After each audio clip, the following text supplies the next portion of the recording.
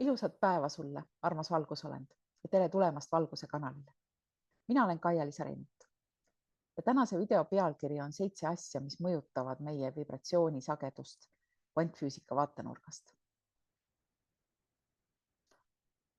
Ma usun, et väga paljud on kvantfüüsikaga kursis ja teavad, mida see mingiski mõttes tähendab, kas või üldiselt.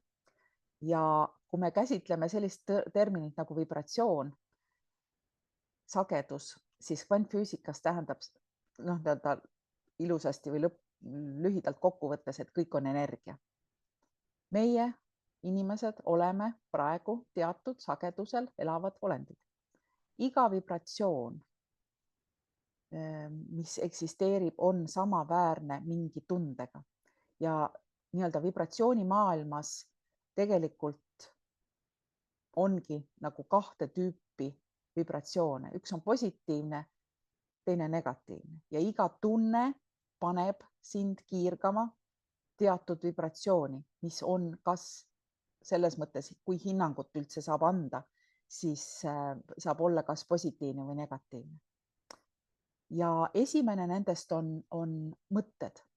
Ehk siis iga mõte kiirgab universumisse teatud sageduse ja see sagedus läheb tagasi nii-öelda allikasse. Seega juhul, kui sul on negatiivsed mõtted, kui sul on nii-öelda hirmud, kui sul on kurbust, viha või ükskõik mis negatiivset mõtet, siis tea, et see tuleb sinu juurde tagasi. Ja seetõttu on väga oluline, et sa hoolitseksid oma mõtete kvaliteedi eest ja õpiksid positiivsemalt oma mõtteid nii-öelda arendama või positiivsemaid mõtteid mõtlema. See on võimalik harjutamise teel. Teine on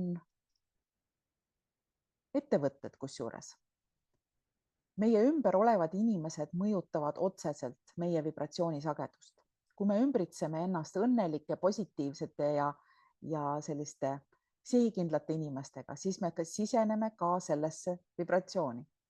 Kui me aga ümbritseme ennast selliste kurtvate, hädaldavate, lobisevate pessimistidega, siis tuleb väga-väga ettevaatlik olla, sest nad võivad sinu sagedust madaldada, vähendada ja takistada sul seetõttu nii-öelda külgetõmbeseadust enda kasuks kasutamast. Kolmas on muusika. Muusika, mis on samamoodi ju sagedus, on väga võimas. Kui sa kuulad ainult muusikat, mis räägib surmast, reetmisest, kurbusest, hülgamisest, südamevalust, siis see kõik tegelikult segab sinu tundeid. Ja mida on vaja teha, siis on see, et pöörata tähelepanu muusika sõnadele, sest see võib vähendada sinu vibratsioonisagedust. Ja sest pea meeles, sa tõmbad oma ellu täpselt seda, mida sa tunned. Ehk siis kui muusika tekitab sinus negatiivseid tundeid, siis on soovitav see muusika vahetada selle vastu, mis tekitab sinus positiivseid tundeid. Neljandaks on asjad, mida me vaatame.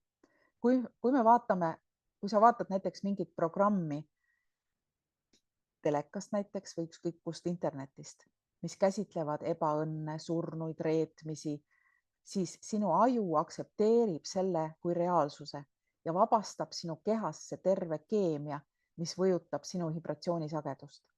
Seega soovitav on teadlikult vaadata ainult neid asju, mis panevad sind ennast hästi tundma ja aitavad sul vibreerida kõrgemal sagedusel. Viiendaks on keskkond või atmosfäär, kus sa oled. Olgu see siis kodus või tööl.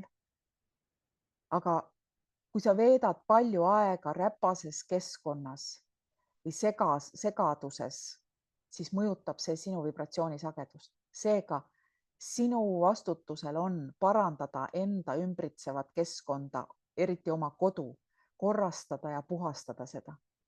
Nii sa näitad universumile, et sa oled võimeline vastu võtma palju enamat. Seega ülioluline on hoolitseda selle eest, mis sul juba on. 6. on sõna. kui sa väidad või räägid asjade ja inimeste kohta valesti, siis mõjutab see sinu vibratsioonisagedust ja selleks, et hoida oma sagedust kõrgel, on oluline vabaneda harjumustest rääkida teistest inimestest halvasti. Seega väldi igasugust draamat, väldi kiusamist, väldi emotsionaalset vägivalda, mida sa teistele teed. Seega võta vastutus oma elu valikute eest. Ja 7. on tänulikkus. Tänulikkus on see tunne, emotsioon, seisund, mis mõjutab sind positiivselt ja positiivselt sinu vibratsioonisagedust. Ja tänulikkuses olemine ja tänulikkust tundmine on selline harjumus, mida on viimane aeg hakata oma ellu integreerima.